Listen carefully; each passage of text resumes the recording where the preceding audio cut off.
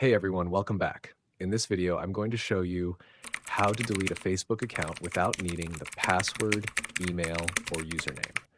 If you're new here, don't forget to hit that subscribe button for more helpful tutorials. Let's get started.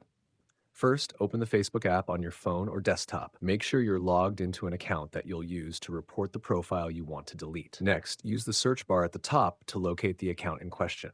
Once you've found it, go to their profile.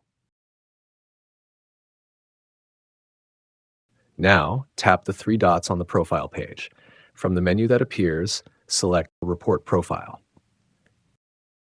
Choose the option that says Pretending to be someone else, and then select Me as the person they are pretending to be. After that, submit the report and follow the prompts until you reach the end. Finally, tap on Done.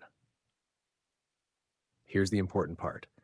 Ask your friends and family to report the same profile.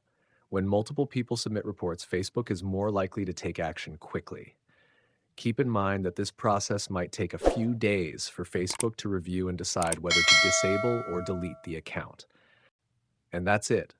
You now know how to delete a Facebook account without needing the login details. If you found this video helpful, give it a thumbs up and don't forget to subscribe for more tutorials.